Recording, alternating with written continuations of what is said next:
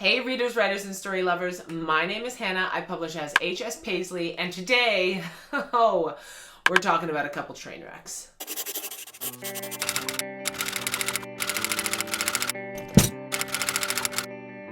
So these two books are so bad that I felt like I couldn't stop reading them. And I'm gonna have a DNF video coming out soon because there were a few books that I did just stop reading because at a certain point I was just thinking to myself, ain't nobody got time for this. So these two books, Hush Hush and The Sky in the Deep, were just like, The Sky in the Deep cover, gorgeous. So intriguing. Like I saw this all over my Instagram a while ago, and I don't know why I didn't read it when it first came out. It came out in 2018. I feel like I started seeing it a lot in 2019-ish. Anyways, I didn't read it then. I don't know, I bit the bullet, I bought it. Or maybe I got it from the library. God, I hope I got it from the library. It has a 3.98 stars on Goodreads, and this is the Goodreads synopsis. Raised to be a warrior, 17-year-old Ellen fights alongside her Aska clansmen in an ancient rivalry against the Rika clan. Her life is brutal but simple. Fight and survive. Until the day she sees the impossible on the battlefield. Her brother fighting with the enemy. The brother she watched die 5 years ago. Faced with her brother's betrayal, she must survive the winter in the mountains with the Riki in a village where every neighbor is an enemy, every battle scar is probably one she delivered. But when the Riki village is raided by a ruthless clan thought to be legend, Ellen is even more desperate to get back to her beloved family. She has no choice but to trust Fisk, her brother's friend who sees her as a threat. They must do the impossible, unite the clans to fight together, or risk being slaughtered one by one. Driven by love for her clan and a growing... I can't even. Driven by the love for her clan and her growing love for Fisk, Ellen must... Elyn. E-E-L-Y-N. I forget. Ow! My leg is cramping. Elyn? Whatever. Must confront her own definition of loyalty and family while putting her faith in the people she spent her whole life hating. I hate this book so fucking much. Let me tell you why. Okay. It's supposed to be like Vikings meets Wonder Woman. This is not a Viking book. This is a book with a Viking aesthetic. Like there are braids and axes and they're all white people and that's kind of it. And you know, I really think that it was only white people involved in making this book, which honestly is fine, especially if it's about Vikings. Like when everybody was all upset that there were no people of color in the movie Dunkirk, like that's not, why are we fighting about this? There were no people of color at Dunkirk. Or if there were, whatever. That's not the issue. The issue is that we keep telling white stories. But anyways, back to this stupid book. The issue is not that there were no people of color involved in the creation of this book. The issue is that I think if there was a person of color involved in the creation of this book, they might have thought that the girl who became a slave should not fall in love with the person who is holding her as a slave.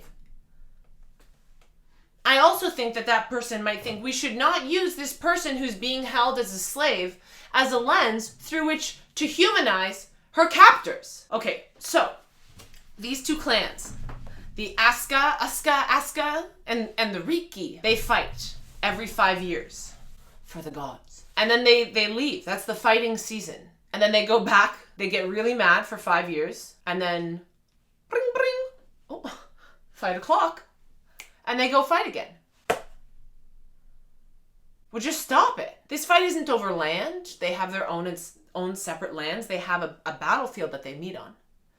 It's not over cultural differences. They have a different god, but culturally, they live the same. It's not over a language issue. They all speak the same language. It's not because they look different, because they're all white. I think one clan has darker hair. I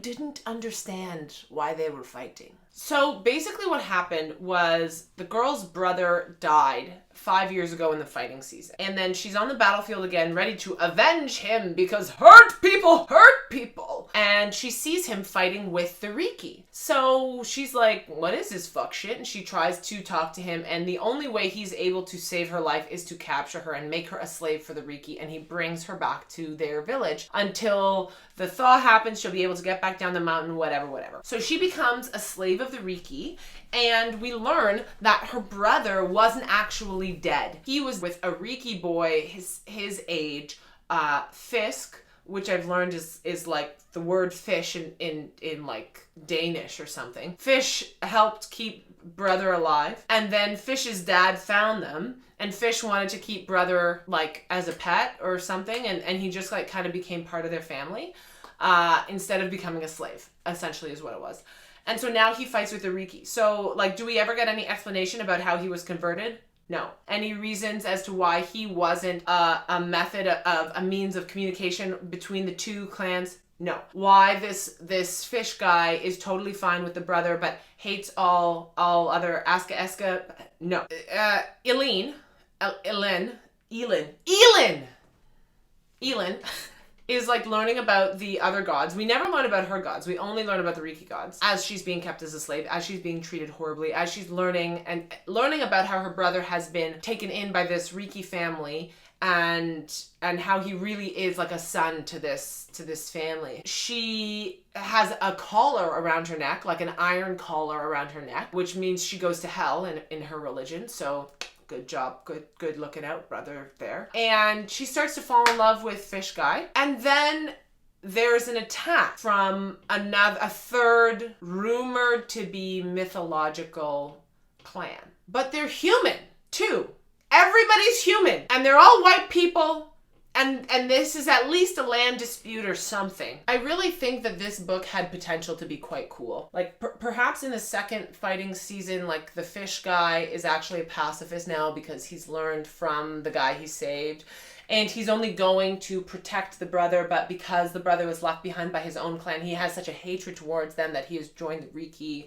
And the pacifist Fish guy is trying to keep the sister safe while the brother totally rejects her, you know, like something like that. Maybe there's a language barrier, so the pacifist guy now like has learned both languages, and none of that happened. It was just so strange. And you know how they defeat this third clan? They slit their throats in their sleep.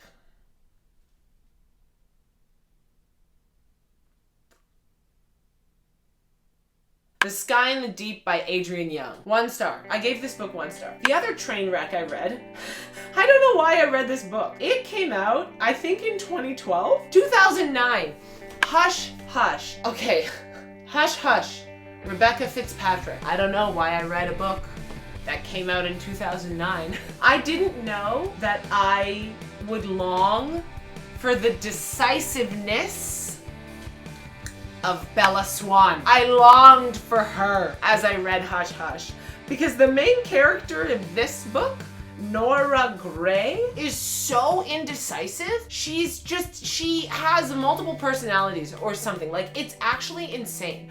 So basically, this is like bad angel fan fiction of Twilight. Romance was not part of Nora Gray's plan. She's never been particularly attracted to the boys at her school, no matter how hard her best friend V pushes them at her. Not until Patch comes along.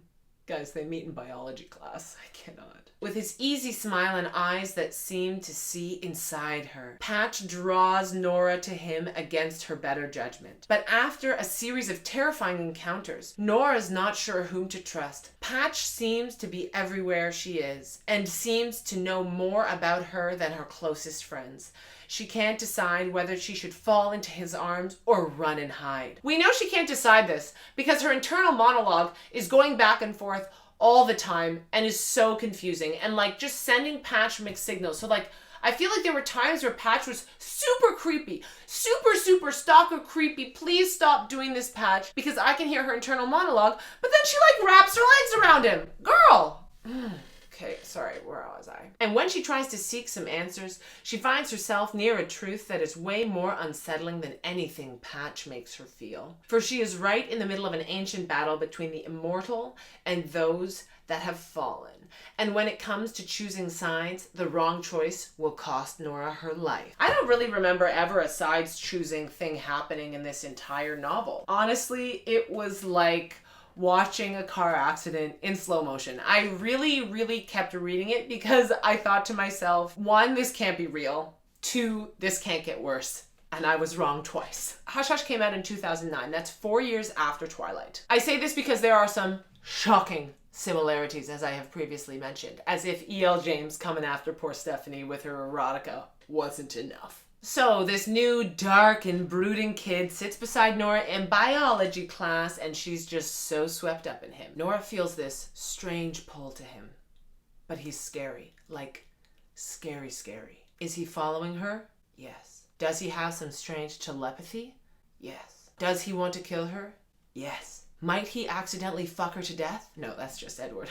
So I do have a full review of this book on my Goodreads, but the nutshell version, I kind of like to give you guys like my ranty nutshell versions of book reviews, and I do try and think out my my reviews on Goodreads a little bit more thoroughly than just like the word salad that I give you in these videos. But it's like a really convoluted story kind of where like Patch is a fallen angel who occasionally takes over somebody's body, but he can't actually feel anything. And the person whose body he takes over is also immortal because of this taking over and wants to punish Patch for something. So decides that he's going to kill Nora to emotionally hurt Patch because Patch cannot feel anything. So when he's like deeply staring into Nora's eyes and kissing each one of her fingertips, that actually happened in the book. He doesn't actually feel any of that. Like, he's doing it all for her. And don't get me wrong, I love a guy who's gonna do it all for me. But it was just like, it was kind of messy.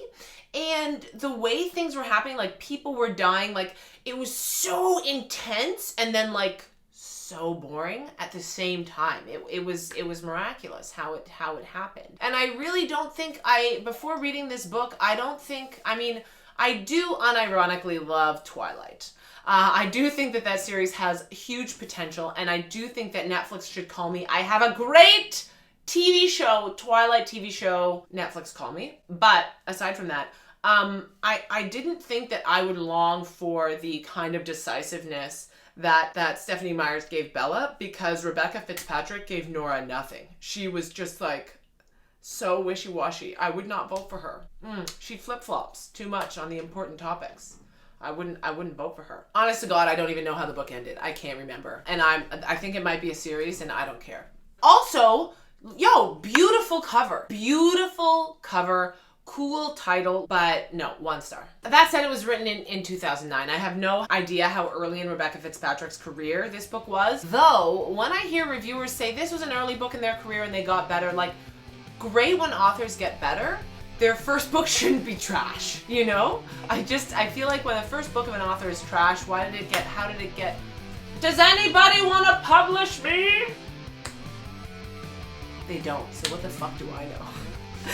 Anyways, have you read either of these books? Better yet, do you have another book that you'd like to rant about? Let me know. 2009, I mean, there are a lot of books that don't age well, right? That's okay, this one didn't. I don't think Sky and the Deep will age well either, even though that one came out in 2018.